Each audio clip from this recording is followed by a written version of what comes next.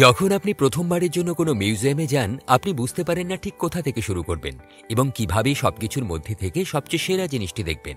তথ্য এবং পরিচিতির অভাবই সম্ভবত এই অবস্থার কারণ।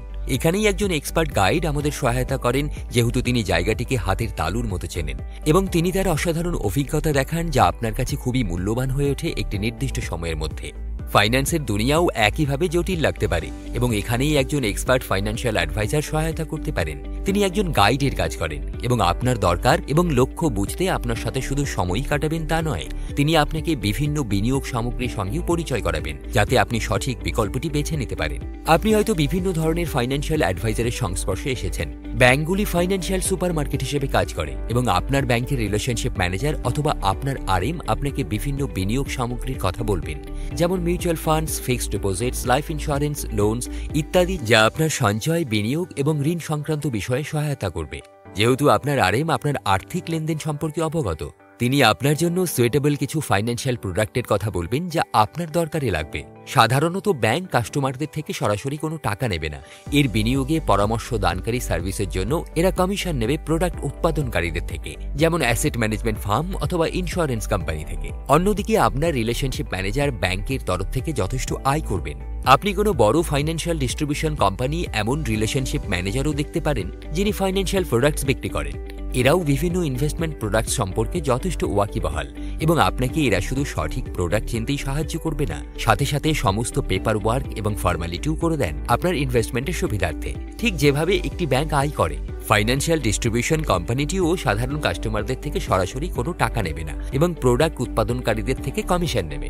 পরিবর্তে আপনার আরএম যথেষ্ট আয় করবেন ফাইন্যান্সিয়াল ডিস্ট্রিবিউশন কোম্পানির তরফ থেকে। ইন্ডিপেন্ডেন্ট ফাইন্যান্সিয়াল উপদেষ্টারা বিশেষ পারদর্শী হন, যারা যুক্ত থাকেন না কোনো ব্যাংক বা বড় ফাইন্যান্সিয়াল সংস্থার সঙ্গে। তারা স্বাধীনভাবে কাজ করেন এবং বেশিরভাগ ফাইন্যান্সিয়াল প্রোডাক্টের বিশেষজ্ঞ হন। সাধারণত তারা পণ্য প্রস্তুতকারীদের কাছ থেকেই কমিশন নিয়ে থাকেন এবং সরাসরি ক্রেতার থেকেও আয় করতে পারেন, একটি ফি চার্জ করে তাদের বিশেষ পরামর্শ বিনিময়ের মাধ্যমে। কিছু আইএফএ সার্টিফাইড ফাইন্যান্সিয়াল প্ল্যানার হয়ে ওঠেন একটি বিশেষ কোর্স করার পর, যা তাদের পেশাদার ফাইন্যান্সিয়াল পরিকল্পনা বিকাশে সাহায্য করে, যাতে তাদের ক্লায়েন্ট নিজের ফাইন্যান্স সংক্রান্ত লক্ষ্য পূরণে সফল হন এবং এর জন্য তারা নিজের ক্লায়েন্টের থেকে সরাসরি চার্জ করতে পারেন।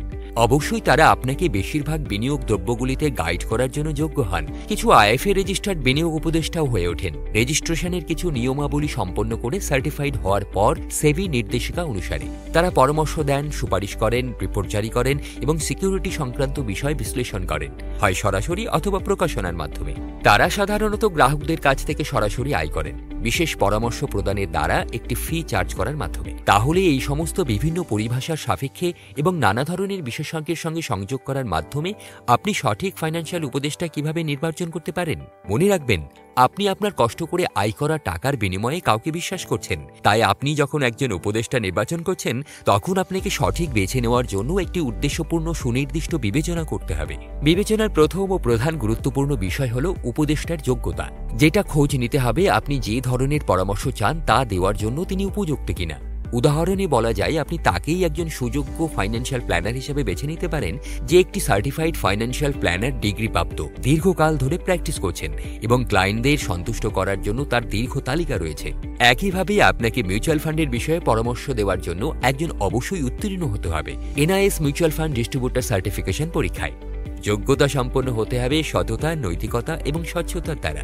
একই উপদেষ্টার অন্যান্য ক্লায়েন্টদের সঙ্গে যোগাযোগ করুন, বিশ্বাসযোগ্যতা সম্পর্কে পরীক্ষা করুন এবং প্রামাণ্য তথ্য সংগ্রহ করুন। আপনাকে যাচাই করতে হবে আপনি যে পরিষেবাগুলি খুঁজছেন তা উপদেষ্টা সম্পূর্ণরূপে অফার করে কিনা। যদি না করেন, তাহলে অন্তত তার যোগাযোগ থাকা উচিত অন্যান্য পেশাদারদের সঙ্গে।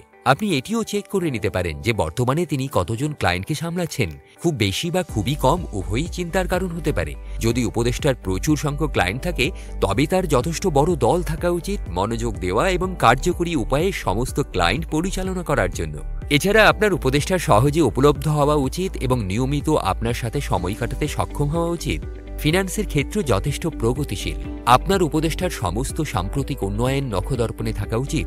আপনাকে উপযুক্ত পরামর্শ দেওয়ার জন্য তাকে অবশ্যই প্রযুক্তিগতভাবে সচেতন হতে হবে এবং রাখতে হবে এমন একটি সেটআপ যা তার বিনিয়োগকারীদের লেনদেন করার বৈদ্যুতিন পরিষেবা দেবে এবং তার আপনাকে পাঠানো উচিত নিয়মিত তথ্যাবলী সহজ ও বোধগম্য ফরম্যাটে একত্রিত করে। সুতরাং আপনি এখন জানেন কিভাবে একজন বিশ্বস্ত ও সুযোগ্য ফাইন্যান্স উপদেষ্টা খুঁজে নিতে হবে।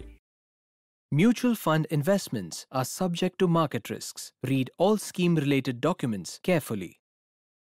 মিউচুয়াল ফান্ডস বিনিয়োগ বাজারের ঝুঁকিপূর্ণ বিষয়। স্কিম সম্পর্কিত সমস্ত নথি সাবধানে পড়ে দেখুন।